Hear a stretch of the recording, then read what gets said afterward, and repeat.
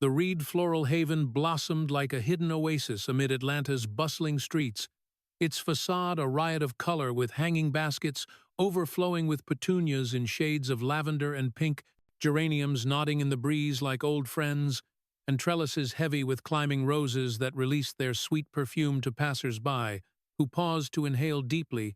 The interior, a sanctuary where shelves groaned under the weight of vibrant arrangements, tulips in fiery reds for passionate declarations, orchids in exotic purples for sophisticated sympathies, and sunflowers beaming like eternal optimists for everyday cheer, the air thick with the earthy tang of fresh soil mixed with the delicate fragrance of lilies, a symphony crafted by Jasmine Reed. A 3-4-year-old black woman whose nimble hands transformed simple stems into works of art that spoke volumes without words, her smile a constant fixture that warmed customers like the sun filtering through the shop's wide windows, her days a whirlwind of activity, starting before dawn as she selected the freshest blooms from wholesalers, arranging them with an intuitive grace born from years of passion. Her small business, a testament to her unyielding spirit that had turned a modest loan into a thriving enterprise beloved by the neighborhood, regulars flocking for her bespoke bouquets that seemed to capture emotions perfectly, a cascade of white lilies for funerals that whispered peace, a burst of wildflowers for birthdays that shouted joy, and elegant roses for anniversaries that murmured enduring love. Yet behind this floral facade lurked a marriage fraying like overwatered petals, her husband Marcus unemployed for nearly 2 years. His once promising career in sales derailed by what he called a rough market. But what Jasmine suspected was a deeper malaise of unfulfilled ambitions, his days spent lounging in their cozy apartment above the shop with excuses piling up like unsold inventory, blaming the economy for lacking opportunities, claiming jobs were beneath his experience, or insisting he was networking for the big break that never materialized. Jasmine, shouldering the burden with quiet determination, her earnings covering rent, groceries, and the occasional splurge on a movie night to rekindle the spark that had faded, her love for him, a resilient vine clinging to memories of their early days when he would surprise her with picnics in the park or dance her around the kitchen to old jazz records, now replaced by his distracted gazes at his phone or the door, his tailored suits hanging unused in the closet like relics of a past life, Jasmine brushing off the unease with hope that his next interview would change things, her mornings a ritual of packing his lunch, a turkey sandwich on rye with mustard.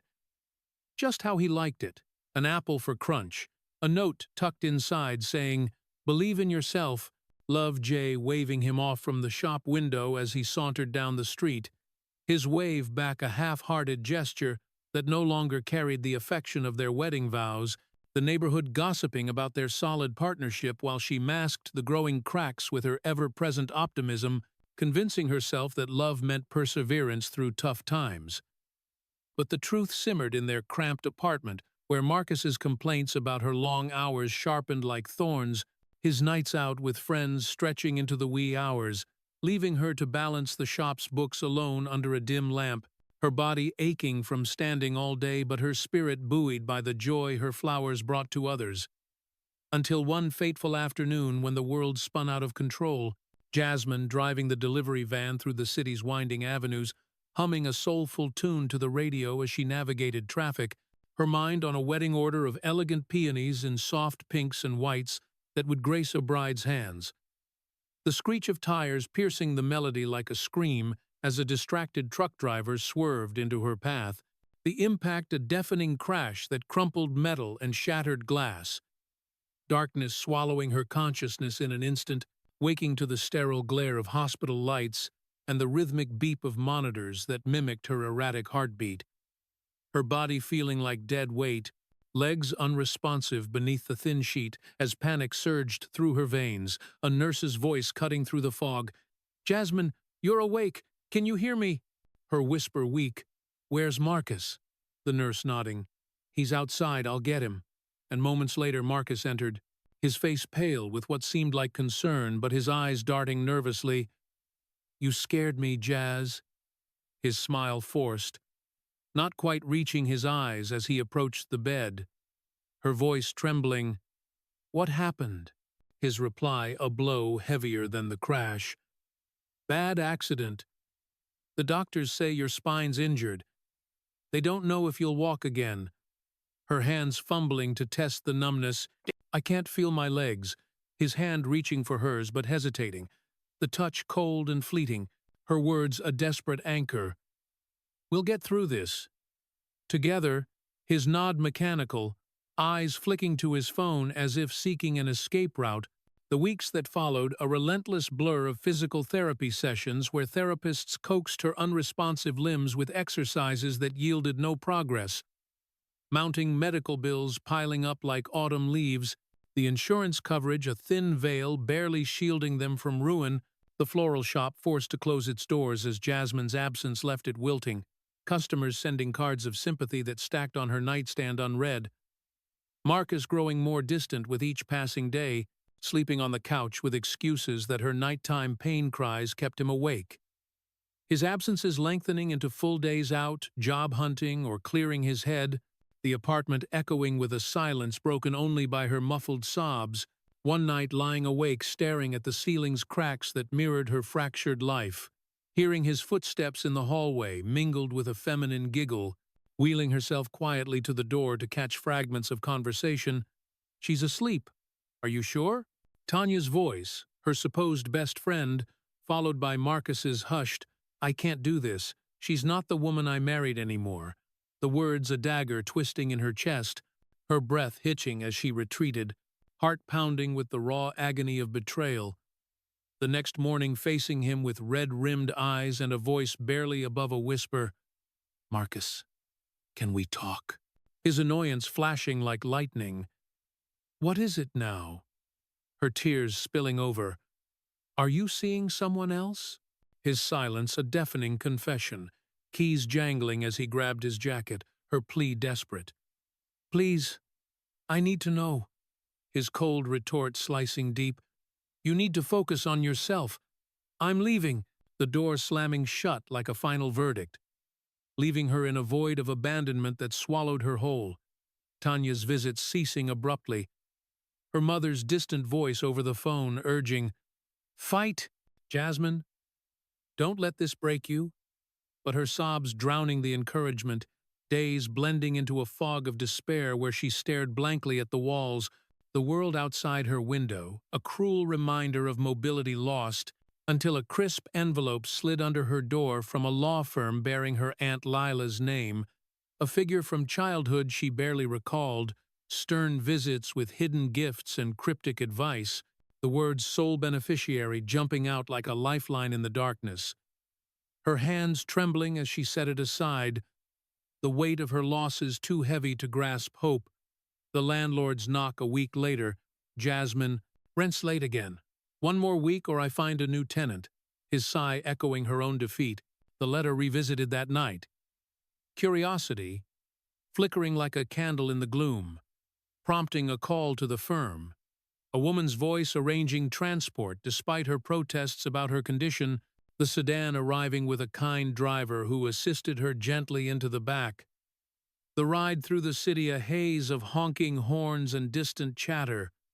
Her thoughts tangled in memories of Leela's rare warmth, the office a polished realm of leather and quiet efficiency, Mr. Ellis entering with a thick file, his smile warm as he explained, "Your Aunt Lila spoke of you often, regretting the distance, and in her will she named you sole heir."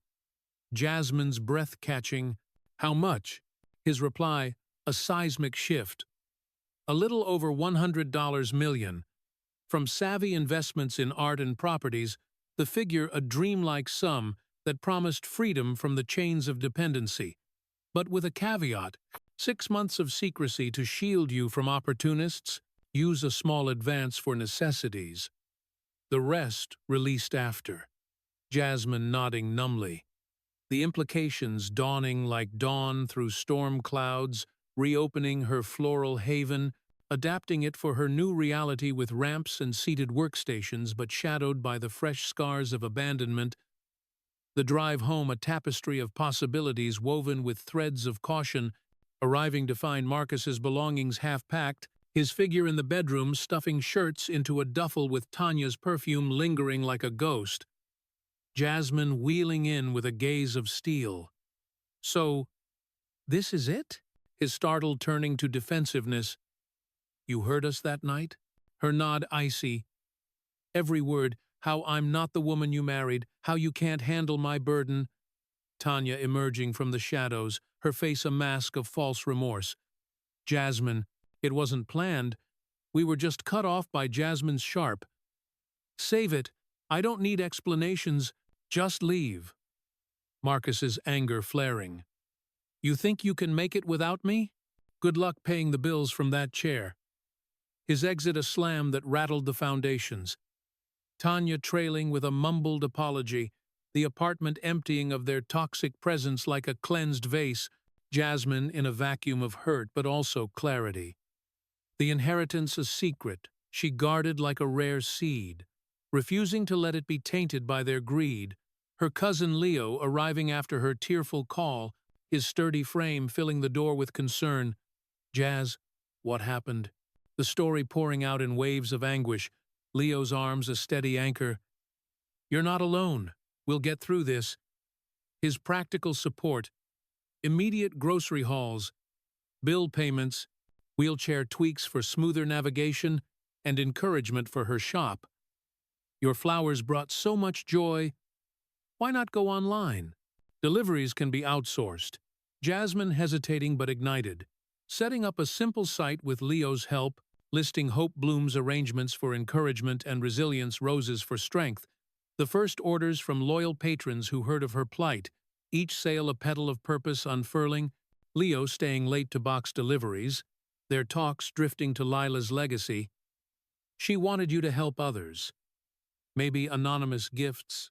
To start, Jasmine's spirit mending as she used the advance to settle debts and quietly fund a neighbor's medical fund, the act a soothing salve on her scars, the online venture flourishing as reviews praised her soul-touching creations, her days scented with petals once more, adapted tools letting her design from a seated throne, Leo's visits a rhythm of camaraderie and strategy.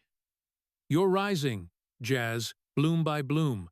The secrecy clause, a protective veil letting her heal unseen. Marcus's probing texts ignored, his pleas for return met with silence. Tanya's voicemail blocked after a sobbing confession. Jasmine's focus crystallizing on autonomy, the shop's virtual petals a bridge to independence.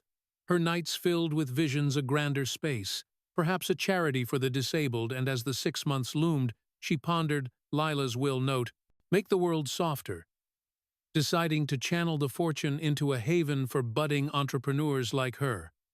The seed planted in resolute soil, her wheelchair gliding with newfound grace.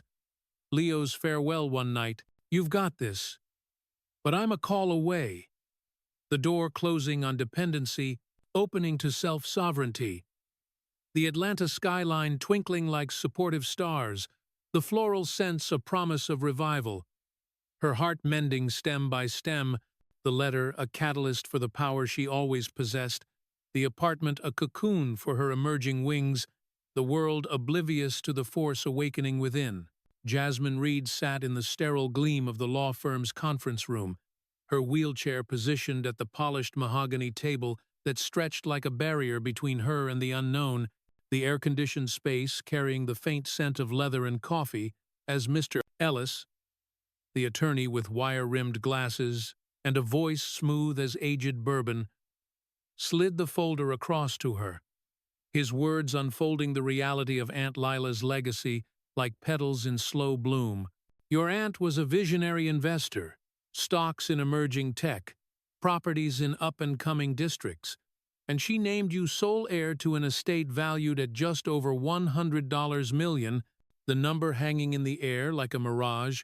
Jasmine's breath catching in her throat as disbelief warred with a spark of hope she hadn't felt since before the crash, her mind flashing to the empty apartment where Marcus's side of the closet gaped like a wound, his abrupt packing after the overheard whispers with Tanya, their affair a venomous secret that had poisoned the remnants of their marriage, but there's a condition 6 months of absolute secrecy to safeguard you from those who might exploit your fortune. You'll receive an advance for essentials.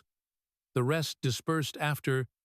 Mr. Ellis continued, his pen tapping rhythmically as he outlined the legal safeguards Lila had insisted upon, Jasmine nodding numbly, the implications crashing over her like waves, freedom from the mounting bills that piled on her nightstand, the landlord's threats echoing in her ears, but shadowed by the raw ache of abandonment, the drive home in the firm's courtesy car, a silent procession through Atlanta's traffic-clogged streets, her thoughts a storm of what-ifs, arriving to find Marcus in the bedroom, his duffel bag half stuffed with shirts and socks, Tanya's perfume clinging to the air like a confession, her voice steady despite the tremor in her chest. So this is how it ends? His head snapping up, guilt flickering before defensiveness took hold. You heard us that night? Her nod resolute, every whispered plan, every cruel word about my burden, how I'm no longer the woman you married. Tanya stepping from the bathroom, her face a canvas of feigned remorse. Jasmine, it wasn't meant to happen like this. We were just comforting each other. Cut off by Jasmine's sharp laugh, bitter as unripe fruit. Comforting?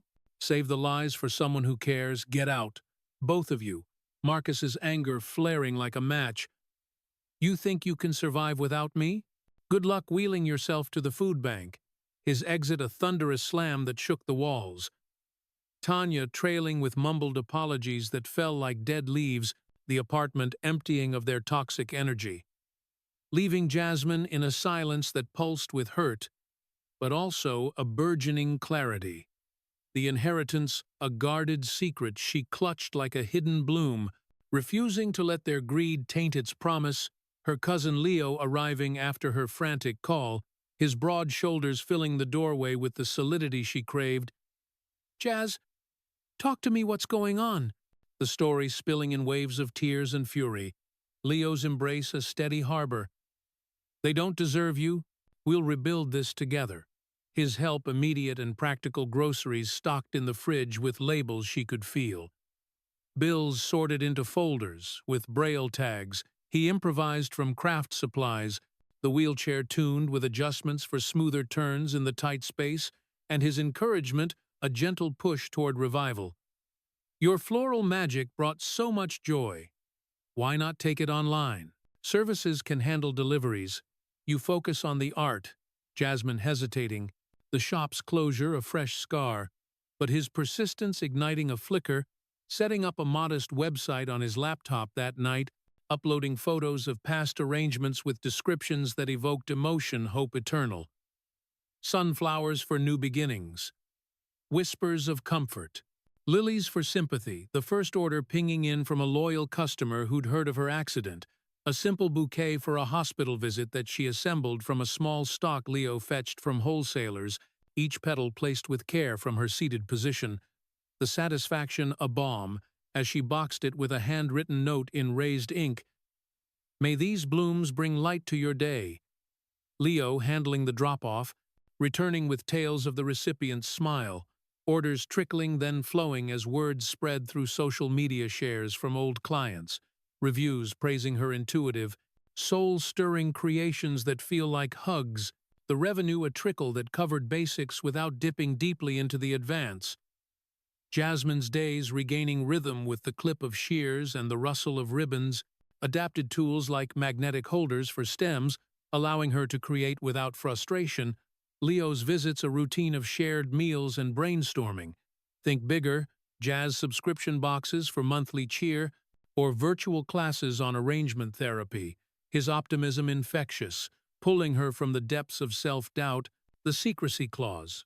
A protective veil letting her heal in private. Anonymous acts of kindness blooming as she used part of the advance to pay forward gift cards, slipped under neighbors' doors for groceries, a donation to a local shelter for disabled folks, each gesture a quiet rebellion against the bitterness Marcus had sown, her nights filled with plans sketched in braille notebooks, a larger vision taking shape, a charity for artists with disabilities, funding adaptive equipment to let creativity flourish unhindered, Lila's words in the will echoing, "Make the world softer." Jasmine deciding to honor it by softening edges for others, The online venture exploding as a feature in a local blog highlighted her comeback story without revealing the inheritance. Orders surging from corporate clients for event centerpieces to personal gifts for milestones, revenue allowing her to hire a part-time assistant for packaging, a young woman from the shelter who'd lost a leg to diabetes, their shared experiences forging a bond that turned work into camaraderie. Leo celebrating with takeout dinners where they'd toast with sparkling cider. To new roots, his pride evident. You're not just surviving, you're thriving. The 6 months a countdown she marked with quiet anticipation.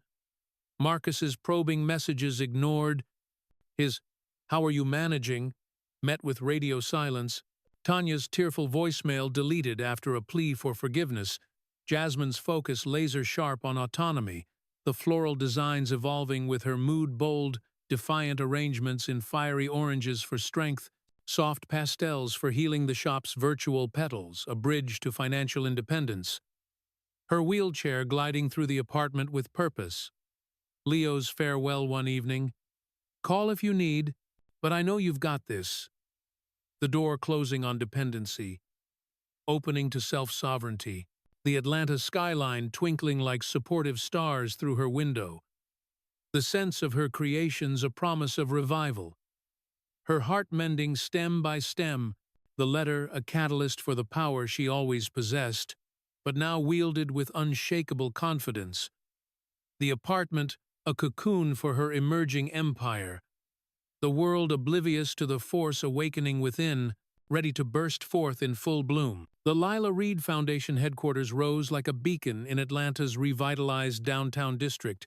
Years after Jasmine Reed's inheritance had ignited her transformation, its modern facade of glass and steel intertwined with vertical gardens cascading in vibrant greens and florals that symbolized growth from adversity.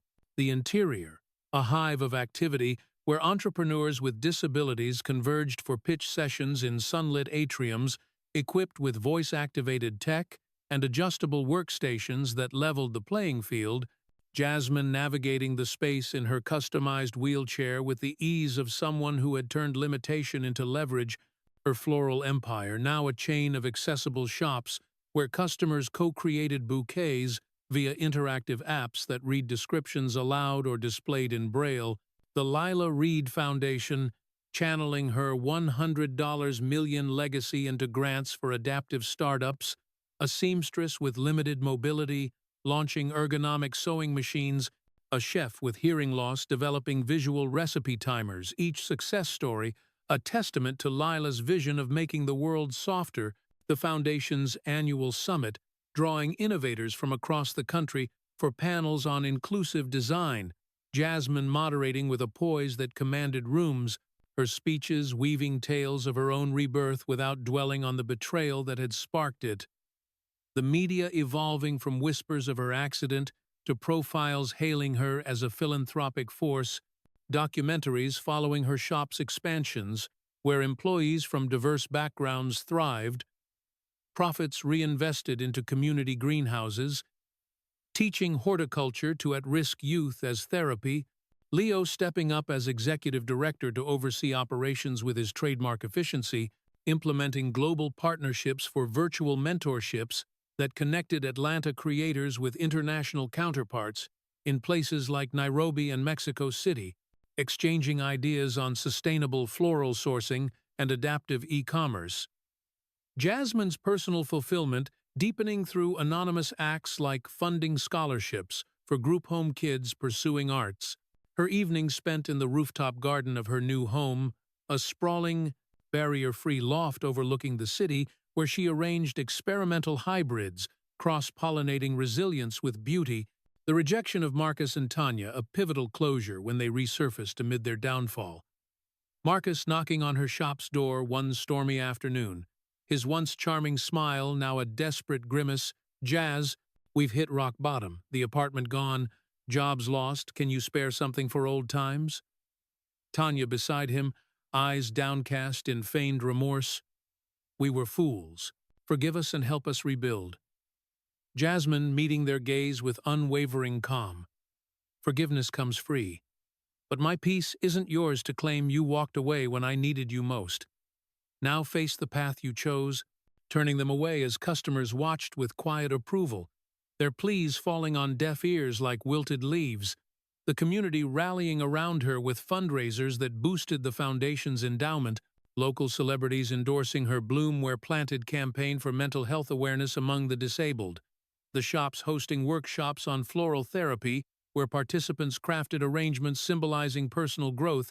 Jasmine's book, Petals of Perseverance, climbing bestseller lists with chapters on turning loss into legacy, royalties funneled into microloans for women-owned businesses, Leo's idea for a mobile floral van extending outreach to hospitals and shelters, delivering bouquets with messages of hope that brighten sterile rooms, the foundation's impact rippling through testimonials, a painter with chronic pain exhibiting adaptive canvases funded by grants, a musician with visual impairments recording albums via voice software, each narrative, a flower in Jasmine's ever-expanding garden, her travels to speak at TED-like events in cities like Chicago and San Francisco, sharing blueprints for inclusive entrepreneurship, returning to Atlanta where Leo managed expansions like satellite incubators in underserved neighborhoods, teaching skills from floral design to business planning, the annual gala, a glittering affair under chandeliers draped in living vines, raising millions with auctions of celebrity-donated art and Jasmine's signature arrangements, guests including policymakers who pledged support for disability rights legislation.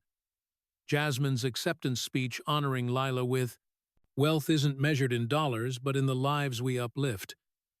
The night culminating in a surprise tribute from beneficiaries who presented her with a custom sculpture of intertwined roots and blooms, symbolizing interconnected growth.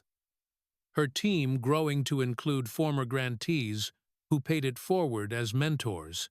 The shop's holiday lines becoming cultural staples with eco-friendly packaging teaching sustainability, Jasmine's partnership with botanical gardens for sensory exhibits accessible to all senses, drawing crowds that boosted tourism and awareness, Leo's promotion to a board seat, allowing her flexibility for global outreach, speaking in virtual forums on women's empowerment post-trauma, her media appearances shifting to podcasts where she dissected betrayal's lessons without naming names, "Pain prunes us for better growth," her mantra inspiring merchandise lines that funded literacy programs for foster children, the foundation's metrics soaring thousands empowered, communities transformed the numbers, a heartbeat of change that echoed Lila's quiet philanthropy. Jasmine reflecting during a solitary walk in her garden, the wheelchair paths winding through fragrant beds where she planted hybrids named for resilience, whispering gratitude to the aunt who saw her potential from afar, the city skyline, a canvas of light symbolizing possibilities. Her life, a full spectrum of purpose where betrayal's shadows had faded into motivation, the foundation's legacy, a perpetual bloom ensuring Lila's gift endured. And if this story of rising from roots touched you, like, share, and subscribe for more tales of unbreakable blooms.